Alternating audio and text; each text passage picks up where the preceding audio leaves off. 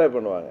அது ஒன்றும் அரசு ரெக்கார்டு கிடையாது. இப்போ காவல்துறையிலேருந்தே இருக்கட்டும், அம்மாவுக்கு ஒரு ஃபைல் வருதுன்னா அதோடைய காப்பி அங்கே இருக்கணும். அது ஆர்ஜினேஷன் ஃப்ரம் போலீஸ் டிபார்ட்மெண்ட்னா அங்கே இருக்கும். இது அப்படி கிடையாது.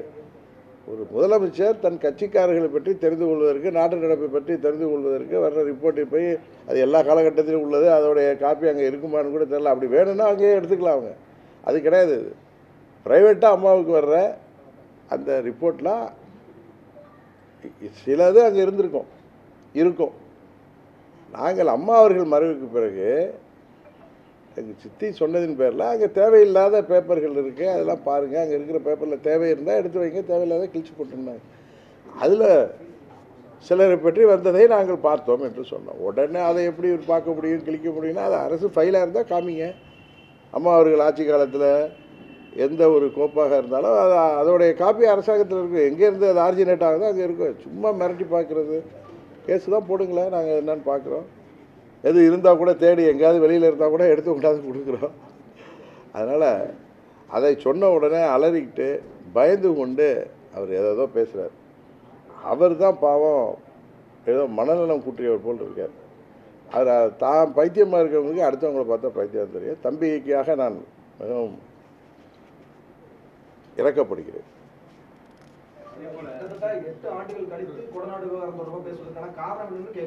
நீங்கள் தானே சார் என்ன கேள்வி கேட்டீங்க? என்ன கேட்டீங்க? செங்கோட்டையன் அவர்கள் அதில் பழனிசாமியை ஒன்று சொல்கிறாரு அப்படின்னு நீங்கள் கேட்டீங்க. நீங்கள் நானாக ஏதோ மேடையில் பப்ளிக் மீட்டிங்கில் பேசுகிற மாதிரி நீங்கள் கேட்குறதே தவறுங்கிற.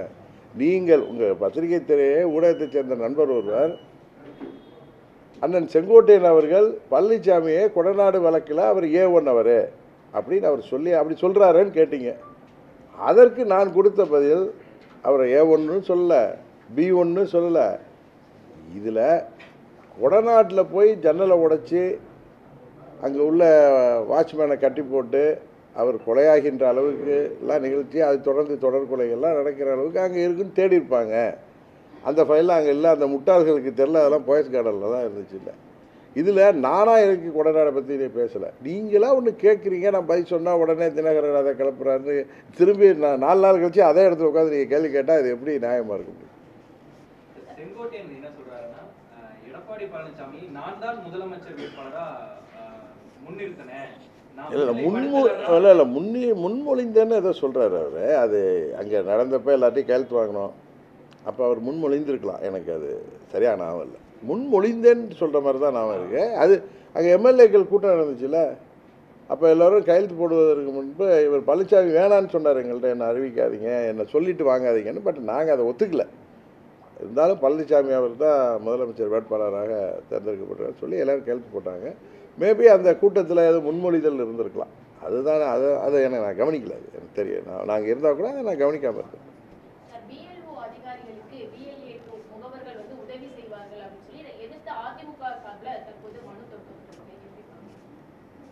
முகவர்கள்னா யார்? பூத் ஏஜென்ட்ஸா?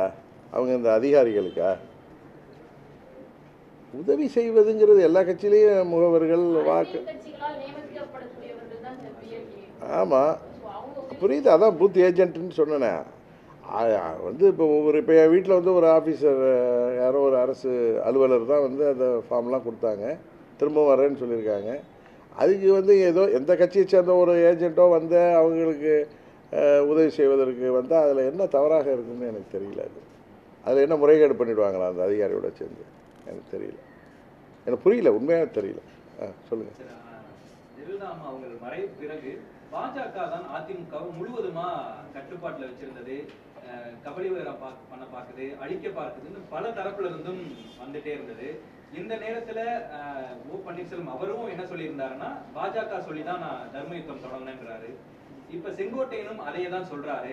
இது இரண்டும் நடப்பதற்கு முன்னாடியே உங்களை சிறைக்கு அனுப்புனதும் பாஜக தான் அப்படின்னு அப்போ ஒரு விமர்சனம் இருந்தது. இது போன்று தொடர்ந்து பாஜக பின்னிருந்து அதிமுகவை இயக்குதுன்னு சொல்லிட்டே இருக்கக்கூடிய ஒரு நிலையில அதிமுகவை ஒன்றிணைக்கக்கூடிய ஒரு நல்ல முயற்சியில பாஜக இருக்கா, இல்ல அழிக்க பாக்குதா? இப்ப நிறைய டிபேட்டு, விமர்சனங்கள், அரசியல் நோக்கர்கள், வல்லுநர்கள் எல்லாம் பேசிட்டு இருக்காங்க.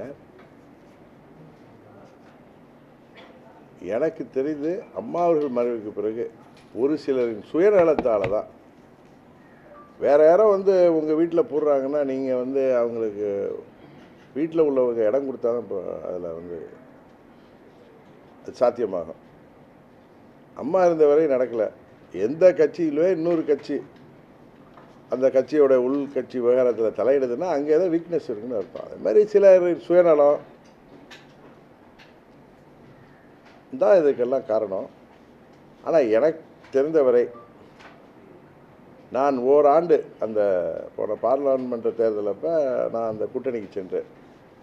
அதற்கு முன்பு 21 தேர்தலப்போ திமுக வீழ்த்துவதற்கு நீங்கள் எல்லாம் ஓர் அணியில் இணையணும்னு சில முக்கிய தலைவர்கள் என்னிடம் சொன்னதன் பேரில் எனக்கு தெரியும் பழனிசாமி ஒத்துக்கொள்ள மாட்டார்னு தெரிஞ்சு. ஏன்னா என்னை சந்திக்க அவர் அச்சப்படுவார், ஏன்னா எங்களுக்கு துரோகம் செய்தவர்னால அனுபவமும் வயதில் மூத்தவர்கள் சொல்கிற சில காரணத்தினால அதை இங்கே டீல் பண்ணதே ஒரு வயதில் அனுபவம் மிக்க ஒரு மூத்த நபர் தான். அதனால் நான் அதை வந்து சரின்னு சொன்னேன்.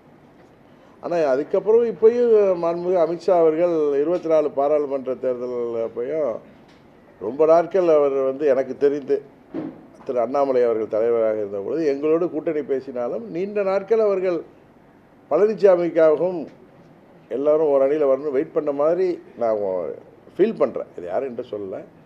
பட் பழனிசாமி தான் தெரியும் உங்களுக்கு அந்த கூட்டணி விட்டு வெளியில் வந்து பாஜக ஆட்சிக்கு வந்தால் நாட்டுக்கு ஆபத்து. 24 மாத்திரம் இல்லை, 26 கிடையாது, 29 கிடையாது, 31 கிடையாதுன்னு ஏதோ வடுக்கிட்டு போனார். ஆனால் எனக்கு தெரிந்தவரை அவர்கள் எல்லாம் ஓர் அணியில் திரளணும். என்ன கூட அவங்க வந்து நீங்கள்லாம் எல்லாம் ஒன்றா ஒரே பழனிசாமியை ஏற்றுட்டு வரணுங்கிற மாதிரிலாம் யாரும் என்கிட்ட சொன்னதில்லை. எனது சொந்த அனுபவத்தை சொல்கிறேன். உடனே பாஜகவுக்கு ஒரு ஆதரவாக பேசுகிறாரு, இல்லை டெல்லிக்கு பயப்படுறாரு, ஏதோ பேசுகிறாங்க. எதை வேணாலும் பேசட்டும்.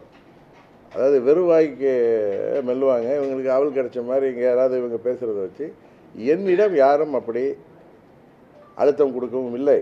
எல்லாம் ஒரு அணியில் இருக்கணும் அப்படிங்கிற மாதிரி தான் என்கிட்ட நிறைய பேர் பேசினார்கள். இப்போ யாரும் என்கிட்ட பேசலை நான் வெளில வந்ததுக்கப்புறம். அதான் உண்மை. சும்மா காற்றில் நிறைய செய்திகள்லாம் இருக்குது, அது மாதிரிலாம் எதுவும் இல்லை. வந்து எனக்கு தெரிந்தவரை இங்கு உள்ளவர்கள், அதாவது அம்மாவின் தொண்டர்கள் கிட்ட உள்ள சுயநலமோ அரசியல் பதவி வெறியும் தான் இது போன்ற தோற்றத்தை உருவாக்கியது. முதலா இதற்கான முதல் காரணம் ஓ பன்னீர்செல்வம் அவர்கள் தர்ம யுத்தம் தொடங்கினது தான் அப்படின்றது வெளிப்படையாவே தெரியுது.